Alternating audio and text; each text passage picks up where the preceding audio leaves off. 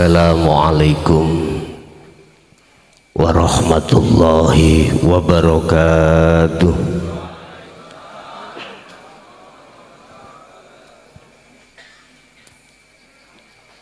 Ila hadratin Nabil Mustafa Rasulillahi sallallahu alaihi wasallam wa ala alihi wa azwajihi wa dzurriyyatihi wa qurbatihi wa ali baiti wa ashabil kiram. Wa ila jami'il anbiya wal mursalin wal awliya wa syuhada wa sholihin wa tabi'ina sholihin ma'a arsadatina ila yaumiddin, khususan jami'i masayikhi ila muntahum wa ila abaina wa ummatina wa azdadina wa masyayikhina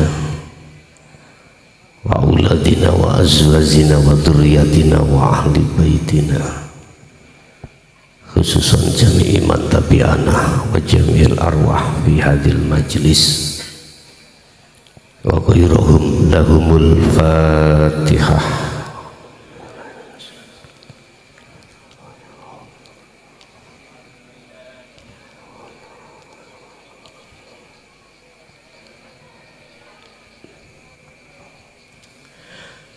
Bismillahirrahmanirrahim. Alhamdulillahilladzi anzalal kitaba bil haqqi bashiran wa nadhiran li futuhi qulubil mu'minina wal mu'minat wal muslimina wal muslimat fi qaryati Hada, Kabupaten Ngawi, Kecamatan Sumberjati, Karangjati, Desa Mejeru, Sidorejo, wa ahlihim kulluhum ajmain rahimakumullah. Asyhadu an la ilaha illallah wa asyhadu anna Muhammadan abduhu wa rasuluh. Allahumma salli wa sallim ala sayyidina wa maulana Muhammadin wa ala alihi wa ashabihi ajma'in. Rabbi shrah li sadri wa yassir li amri wahlul 'uqdatam min lisani yafqahu qawli. Qala Allah ta'ala hafidhu 'ala sholawah was salatil wusta wa qumu lillahi qanitin. Wa qala aidan kul in kuntum tuhibbunallaha fattabi'uni yuhibbukumullah wa yaghfir lakum dzunubakum wallahu ghafurur rahim. Shadaqallahul adzim. Amma ba'd.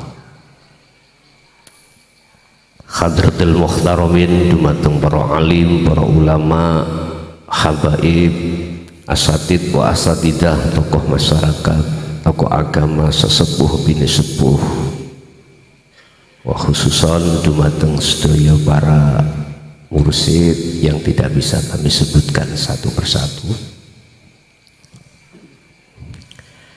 Jamaah hadirin wal hadirah kulluhum ajmain rahimakumullah. Alhamdulillah, dalam kesempatan malam hari ini kita masih diberikan Allah satu nikmat, baik secara jasmani maupun secara rohani, baik Ar-Rahman lebih-lebih Ar-Rahim, di mana kita dikumpulkan dalam satu majelis dalam rangka haul beliau Al-Mukarram Syekh Saifuddin Zuhroh yang ke-20, 23, dan juga tidak ada kata yang pantas kami ucapkan pada kesempatan malam hari ini kehadiran Allah kecuali rasa syukur kami dipertemukan saudara-saudara yang melebihi dari saudara kandung saya yang selama berpuluh tahun tidak ditemukan. Alhamdulillah, dalam kesempatan malam hari ini Allah mentakdirkan kita bermuajah, berkumpul dalam satu majelis ta'lim muta'alim yang mungkin pada malam hari ini kami akan membahas sesuai dengan permintaan panitia bagaimana cara bebersih diri, baik secara jasmani, lebih-lebih secara rohani. Berkenaan dengan itu, Allah menuangkan di dalam surah Al-Baqarah ayat 238. Dilihat dalam Al-Quran surah Al-Baqarah ayat 238, dan juga ayat surat Ali Imran ayat 31. Dua ayat yang saling mengisi, Al-Baqarah dan surat Ali Imran. Tetapi izinkanlah sebelumnya kami masuk pada satu materi. Seperti biasa Pak Bu, kami lebih condong untuk mengambil dari tafsir mutasyabihah. Kami lebih condong membahas tentang masalah ruhaniyah. Kita pada zaman yang era yang sudah tidak bisa kita bayangkan, banyak di antara kita umat manusia khususnya gumantunge ati iki mingkol bin rohibin. Kebanyakan hati ini gumantunge. Apa gumantung ini Pak? Condongnya hati ini kebanyakan itu mingkol bin rohibin, hati yang condong pada selain Allah. Siapapun kita, kalau hati masih di zona wilayah ini, ruhaniyah kita di mata Allah masih dikatakan kurang baik. Contoh sekaligus bukti yang kita alami selama ini, khusus saya bicara umat Islam. Ketika kita menjalankan perintah Allah yang berupa sholat, mengapa kita lalai dari Allah? Dan ini fakta realita di dalam kehidupan kita sehari-hari.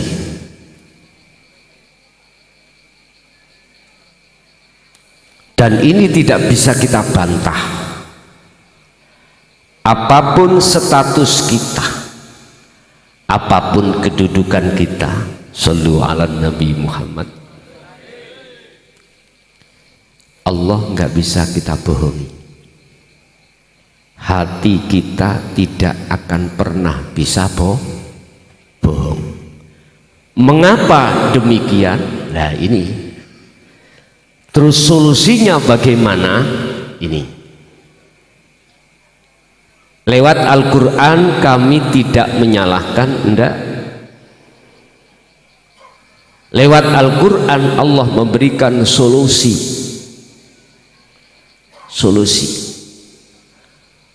Urusan umat ini mau menerima atau tidak,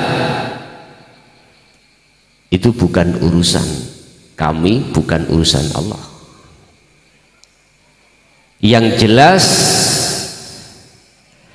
didatangkannya wahyu Allah ini semata-mata asbabun nuzulnya sebab rohaniyah kita masih dalam keadaan di mata Allah kurang baik.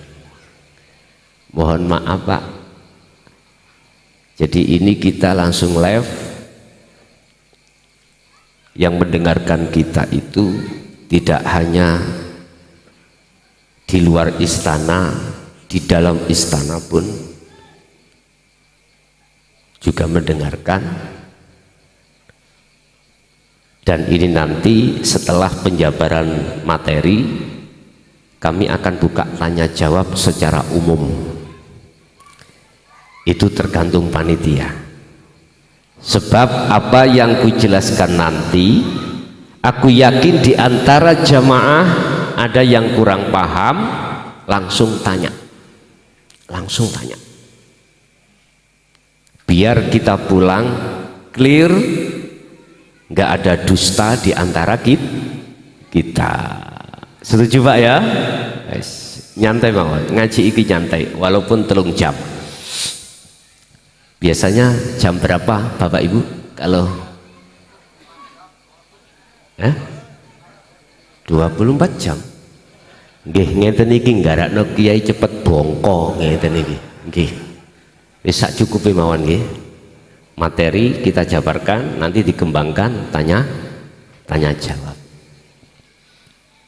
Mungkin izin terhadap operator nanti disiapkan beberapa mic untuk jamaah bila mana yang ada yang tanya ya.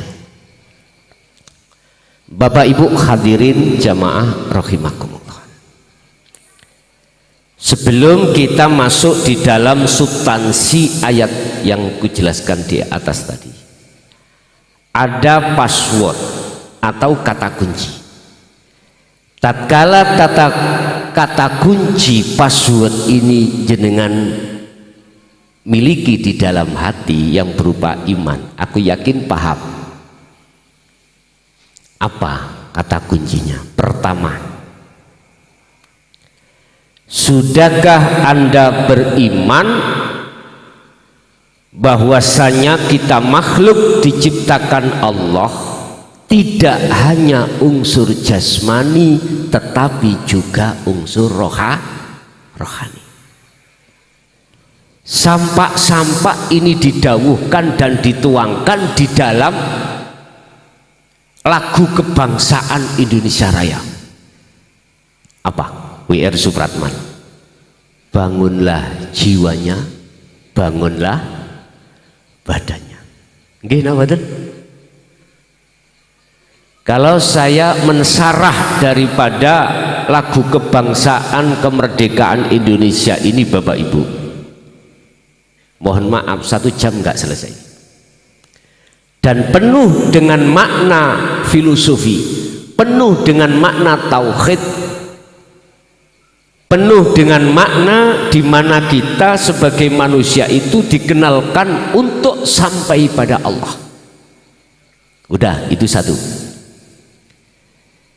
Sudahkah ada iman di dalam diri kita bahwasanya kita manusia khususnya Allah ciptakan kita tidak hanya dari unsur jasmani tetapi juga unsur rohani.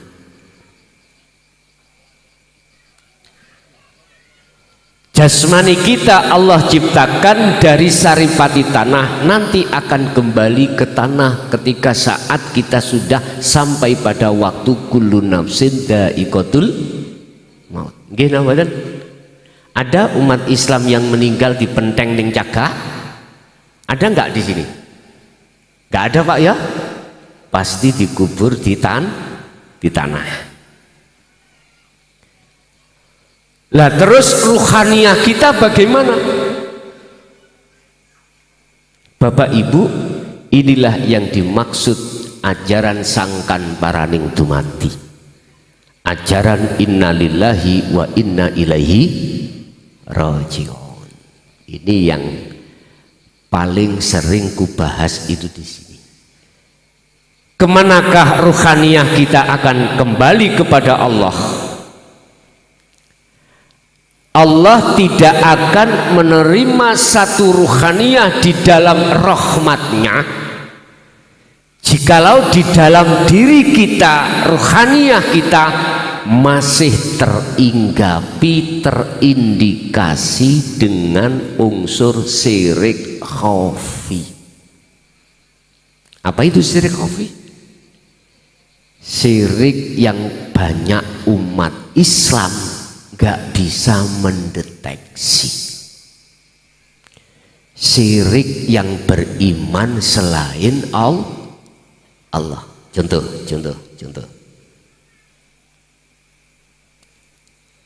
Kita di depan ada air. Anggap po ada air gitu aja ya. Anggap po ada air. Padahal kula nggih setengah ngelak ya. Mboten apa. Anggap aja di depan kita ada air. Iki contoh syirik khafi. Kita beriman dan yakin dikarenakan ada dasar dalil akli secara akal. Air bisa mendatangkan rasa segar, juga bisa menghilangkan rasa haus. Nggih mboten? Siapapun kita akan beriman itu. Akal kita yang memberikan petunjuk. Kalau air itu bisa menghilangkan rasa haus. Buktinya kalau saya tidak minum air, hausnya masih tetap sampai sekarang, Pak.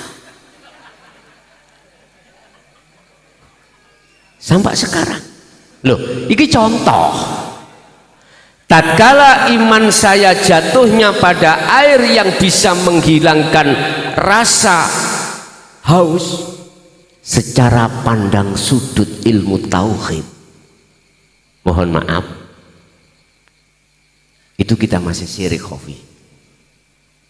Padahal Allah sudah katakan innahu bikulli syai'im muhit. Kak ngunune lho, apa jenenge apa itu? Sampeyan jalan dukur po tolong. Niki le.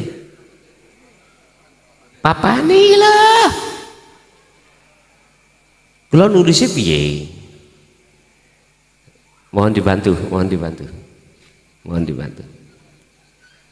Yes, begini Pak, saya kalau berdakwah itu sampai di luar pulau Palembang, Kalimantan, Lampung, Sumatera, yes, saya minta untuk disiapkan ini.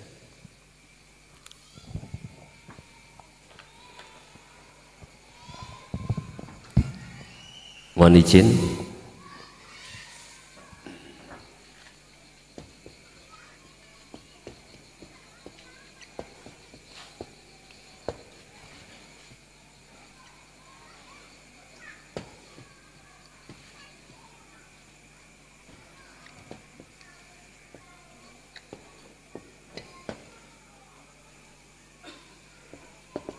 Surat apa Pak ini Pak? Yang hafid mungkin? Mohon petunjuk. Innahu bikulli syai'im muhit. Kita tidak sadar kalau sesungguhnya Allah. Hune niki kula gedhek nih. Paham? Di dalam huruf H ini wonten isine napa? Kosong toh? Ini Allah. Allah itu nama. Di mana ada nama pasti ada yang memiliki nama. Kembang ini wujudnya. Meja ini wujudnya. Meja itu nama. Kalau Allah udah diemo, nggak boleh ngomong. Itulah puncak ma'rifat nanti. Innahu sesungguhnya laisa kamislihi syai'un. Allah bahasa syariat. Bikulli syai'in iku muhitun. Khabar dari inna. Sesungguhnya Allah itu meliputi atas segala hal apapun termasuk air.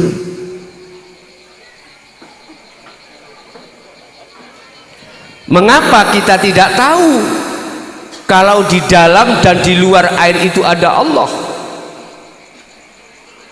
Padahal Allah sudah katakan Dalam surat Al-Hadid ayat 3, innahu huwal awwalu wal akhiru wal zahiru wal ba, sesungguhnya Allah itu ada di dalam dan di luar diri Anda.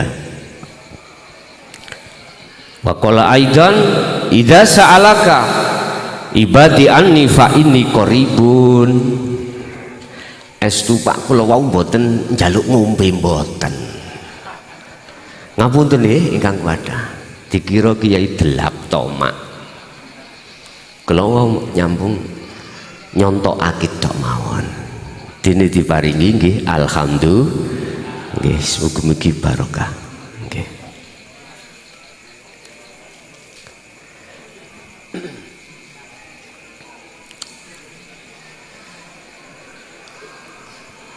Kuwatah banget ya. Kalau boleh kelingan teng Lumajang, kalau telas saking suwene ngaji, mulai anyang-anyangan kula. Nggih, anyang-anyangan. Shallu ala Nabi Muhammad. Mengapa kita tidak tahu? Jawabannya cuma satu.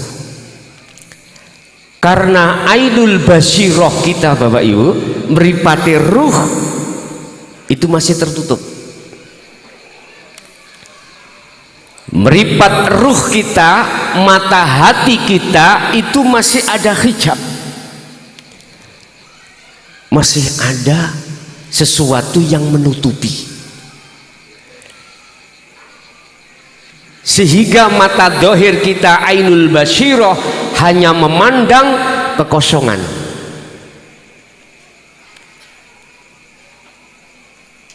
Oleh karena kita bicara wujud, maka yang tampak, yang nyata, ainul basyariyah kita adalah air. Akhirnya berimanlah kita bahwasanya air itu bisa mendatangkan, bisa menghilangkan rasa haus. Bagaimana Allah dawuh di dalam surat Yunus? Allah katakan, diwahyukan terhadap Rasulullah Shallallahu Alaihi Wasallam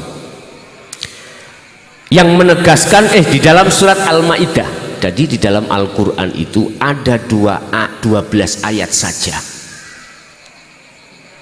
yang menerangkan tentang masalah bahwasanya selain Allah iku la yanfa wala yadur, tidak akan bisa mendatangkan manfaat dan mudarat.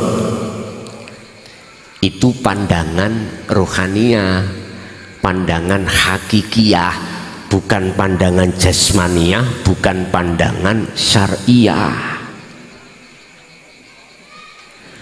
Oleh karena pandangan ruhaniah kita masih kegolong ruhaniah yang buta, yang tertutup, yang terhijab, maka yang tanpa, yang nyata adalah air.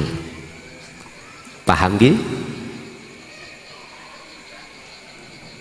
Dengan alasan beginilah Bapak Ibu, maka sampai umur tua bagaimanapun kita, hatta zurtumul maqabir, bahkan sampai mati, kita tidak akan bisa terjadi melakukan sholat dengan khusyuk. Gak bisa.